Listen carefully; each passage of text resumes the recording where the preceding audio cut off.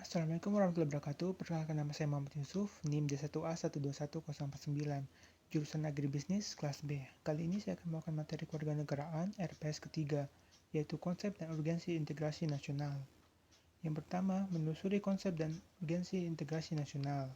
Dalam mengarungi kehidupannya, sebuah negara bangsa selalu diharapkan pada upaya bagaimana menyatukan keanekaragaman orang-orang yang ada di dalamnya agar memiliki rasa persatuan, kehendak untuk bersatu, dan secara bersama bersedia membangun kesejahteraan untuk bangsa yang bersangkutan. Suatu negara bangsa membutuhkan persatuan untuk bangsanya, yang dinamakan dengan integrasi nasional. Integrasi nasional merupakan salah satu tolak ukur persatuan dan kesatuan bangsa. Pada bab ini, kita akan diajak untuk mempelajari lebih lanjut perihal bagaimana konsep dan pentingnya integrasi nasional bagi sebuah negara bangsa. Sejalan dengan kaidah pembelajaran ilmiah yang aktif, kita diminta untuk menelusuri, menanya, menggali, membangun argumentasi, dan mendeskripsikan kembali esensi dan urgensi integrasi nasional, baik secara tulisan maupun lisan. Yang pertama, makna integrasi. Ada pengertian dari para ahli atau pakar asing mengenai istilah tersebut, misalnya Kurana tahun 2010, menyatakan integrasi nasional adalah kesadaran identitas bersama di antara warga negara.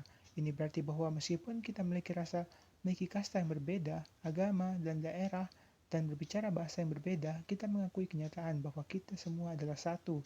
Jenis integrasi ini sangat penting dalam membangun suatu bangsa yang kuat dan makmur. Dalam realitas nasional, integrasi nasional dapat dilihat dari 3 aspek, yakni aspek politik, ekonomi, dan sosial budaya. Dari aspek politik, lazim disebut dengan integrasi politik. Aspek ekonomi, yakni saling ketergantungan ekonomi antar daerah yang bekerja sama secara sinergi.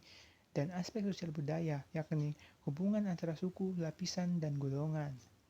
Menurut Myron Wenner dalam Subakti 2010, dalam negara merdeka, faktor pemerintah yang berkeabsahan merupakan hal penting bagi pembentukan negara bangsa. Hal ini disebabkan tujuan negara hanya akan dapat dicapai apabila suatu pemerintahan yang mampu menggerakkan dan mengarahkan seluruh potensi masyarakat agar mau bersatu dan bekerja sama. Kemampuan ini tidak hanya dapat dijalankan melalui kewenangan menggunakan kekuasaan fisik yang sah, tetapi juga persetujuan dan dukungan rakyatnya terhadap pemerintahan itu. Jadi diperlukan hubungan yang ideal antara pemerintah dengan rakyatnya sesuai dengan sistem nilai dan politik yang disepakati. Hal demikian memerlukan integrasi politik. Integrasi diperlukan guna menciptakan kesetiaan baru terhadap identitas-identitas baru yang diciptakan, misal bahasa nasional, simbol negara, semboyan nasional, ideologi nasional, dan sebagainya. Kebalikan dari integrasi adalah disintegrasi. Jika integrasi berarti penyatuan, keterpaduan antar elemen atau unsur yang ada di dalamnya, disintegrasi dapat diartikan sebagai ketidakpaduan, keterpecahan di antara unsur-unsur yang ada.